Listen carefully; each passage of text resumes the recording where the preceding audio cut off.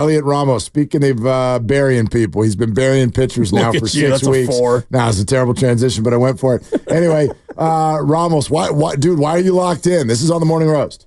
I just want to stay with what's my nature, you know what I mean? Mm-hmm. I was always, since I was little, I was always good to hitting the ball the other way. I didn't know how, but I was good doing it.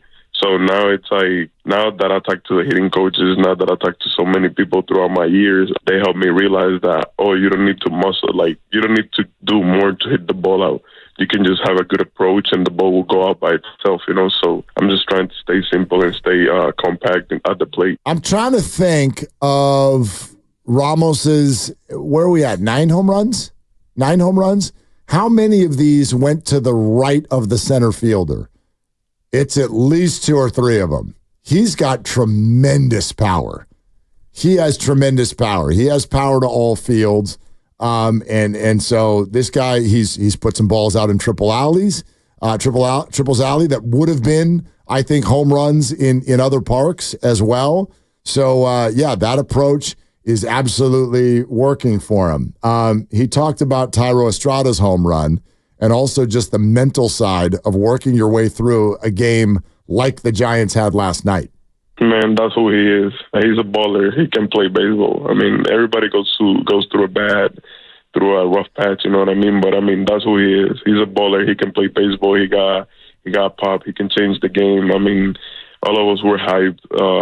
We were definitely battling yesterday, and I felt it. Whenever we got the call interference on Amaya on Soler. Mm-hmm. And then we got the walk. I was like, yeah, this is the time. We got to do it right here. We're going to do it right here. And Thairo's the one to do it. Okay, so the Thairo Estrada home run. Yeah, it's so good. I'm laughing, and I haven't even heard this yet. But Grandy's buildup of this has been something. So take a listen. I think as a Giants fan, I'm hoping that this erases the anger I'm still feeling about the umpire last night. This is the Cubs broadcast call of Thairo Estrada's home run. High fly ball, left field, half at the wall, half looking, gone. And Estrada has given the Giants the lead. You got to be kidding me. That Got to be kidding me. Okay, Boog Shambi is the play-by-play. Who's the analyst? Who's Jim DeShays. Oh, Jim DeShays. You got to be kidding. I think we need to hear it again. Let's hear it again. High fly ball, left field, half at the wall, half looking, gone. And Estrada has given the Giants the lead. You got to be kidding me. That is unreal. Got to be kidding me. Nope, not kidding. Not kidding. Boog Shambi has done a ton of national stuff, was with ESPN for years, and is now doing the Cubs broadcast. He low-key might be the best one out there as far as baseball play-by-play. But it's interesting because if that were a national game, he calls that very, very differently. And, I don't know how everyone feels about this. We always we try to capture the way Kipe calls an opposing team's home run. Gone. Yeah. Very, very different than what he says, obviously. High drive, left field. Out of here. Go. Off the wall. Yeah. So, I get it. Of course you should call a road home run differently. That one was a little excessive on the Debbie Downer side, though. A little bit. Well, and DeShays comes in with you got to be bleeping me. And that's kind of the way you feel because that game was back and forth and it looked like the Cubs were going to get it. And then, as Elliot Ramos said, you had the walk and then the interference and then Thairo comes up and delivers. It's like, come on. That's so Cubs. And the Cubs have been through it more than most fan bases. So I think in the back of their mind, you're always thinking about that happening in any game. Okay, now this is what it sounded like on NBC Sports Bay Area with Dave Fleming talking into a microphone when Thairo Estrada hit a home run. He hits a high fly ball left field. Half at the ivy. Gone! Thairo Estrada launches one, a 3-run homer. And the Giants have gone ahead here in the ninth inning. He got it up into the wind. All right, I don't know which of those guys you want to go get a beer with after the game. I pick Flem. So high! Thank you very much. I like Dave, his development of gone. The way that's kind of become his excited signature call. Well, I think you can grab those two calls and figure out why Deshays said, "You got to be kidding me." When you heard the end of Dave's, which is he got it up into the wind. Well, Dave also played again, Grandy. He does not buy or believe that this is a home run until it's actually over the fence. You can hear him going, maybe, yeah. maybe, but no, I don't. Checks wind. Maybe, and then it's like, gone, hit it again. He hits a high fly ball left field. Half at the ivy. Gone! Thairo Estrada! Hap at the ivy. Gone! Yeah. So good. So let's be real. It was a Wrigley ball. Yeah. It was a Wrigley ball. Right. He didn't get all of that. You could see it when he hit it. When he hit it, you're like, it's a fly ball, but not until Hap immediately drifts to the warning track in the wall, or you're like, no way. And that thing was 5 rows deep, too. It was not a basketball. That thing went way up into the stands. Right. Wrigley Field. Just when you get a phlegm, Hap at the ivy. Go! He hits a high fly ball left field. Half at the ivy. Go! Well, if Jim Deshays needs a drink, that's fine. But if I were sitting in front of him, here's what I'd say to him. Hey, buddy, when your 3-run homer went out of the park 2 innings earlier, Giants fans were saying the same thing. Right. You got to be kidding me, because this inning was over 4 batters ago. It was over 4 batters ago. And you were beyond lucky to still be alive. Umpire audit says in this game, the Cubs were given 1.19 extra runs in their favor and still lost by a run. So I ask you, Jim, who should be saying you got to be kidding me right now? The Giants or the Cubs? I'd argue it's very much the Giants. It was a back and forth thing. And honestly, if you look at the Thairo home run, it wasn't a complete Wrigley cheapie. I know it was wind aided, but exit velocity of 98.7. That's legit. Hit pretty hard, and it was a home run in 15 of 30 parks. And it had a distance of 370. Now, it went 370. Would it have gone 350 if it wasn't for the wind? What would that have traveled without the wind? But I'm just looking at the baseball savant numbers, and it was a home run in 15 to 30 parks. Yeah. As opposed to the Patrick Bailey home run, which probably was a home run in 30 of 30. Yeah. I think that one gets out of Oracle even. Probably a fly out to the wall. Probably Off the 7th archway. Yeah, exactly. Yeah, so that would have got long knocked out. double. Dude, that was an That thing was- absolute rig It was a job. two-cheeker. And he almost hit it with one arm. He swung so hard that he hits it and the hand comes off the bat immediately. That thing was demolished. I wasn't over it yet, though.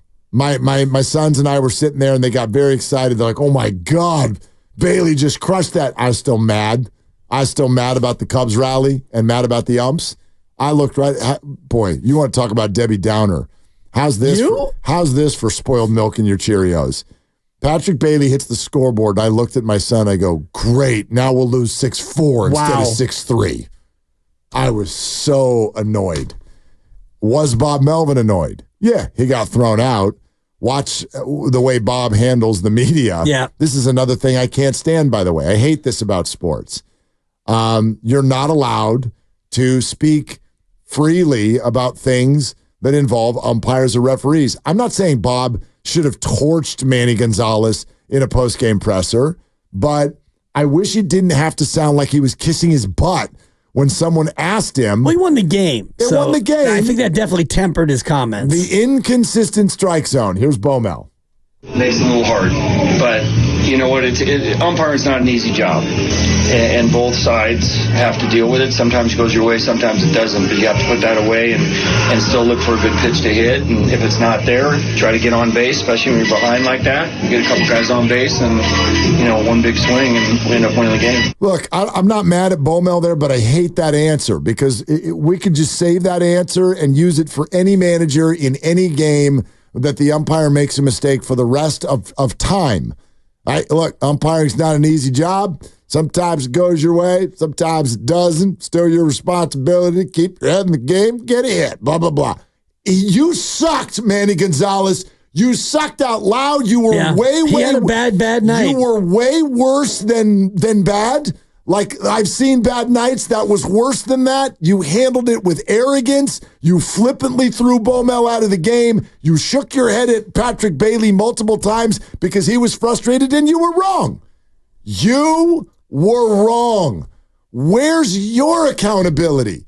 Where's baseball's 2-minute report? Why don't we have something? We hate the last 2-minute report. I know we do, but is there something that sends this guy down the road the same way players and managers have to go down the road when they screw up? Oh, he goes down the ladder. He goes down the pecking order. Doesn't mean that he should lose his job. No, he shouldn't lose his job. Marco Luciano just gets sent down to AAA. Yes. It's not like he gets DFA'd because he makes 2 ghastly errors in a game. It does happen. It does. It does. Zach Littell had a terrible night one time, and they did DFA him the next day. Well, that was more than just a terrible night. That was outright defiance of the skipper. Absolutely. I'm going to need to see you in the tunnel.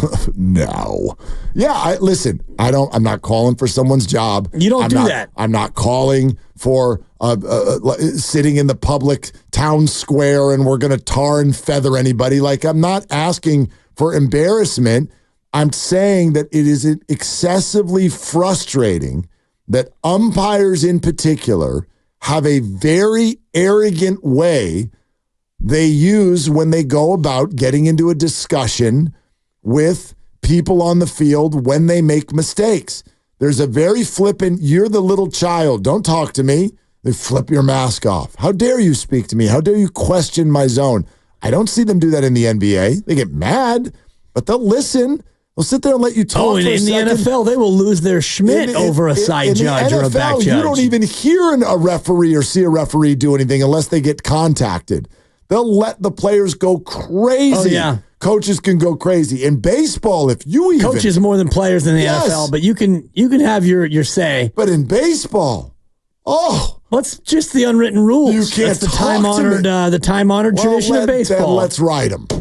It's time to write them. If we've gotten rid of all the other ones, if the bases are pizza boxes, we've got a pitch clock, and we've got ad campaigns called Let the Kids Play, then how about a new campaign of unsnooty the umps?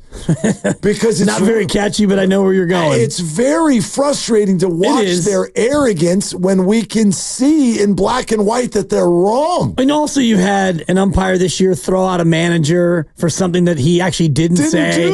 Aaron Boone, somebody in the third row said something, and the manager the umpire rips off his mask, and now you get thrown out over something that happened behind you. I do think that it's gone too far with the amount of ump arrogance and the inability to really talk to an umpire.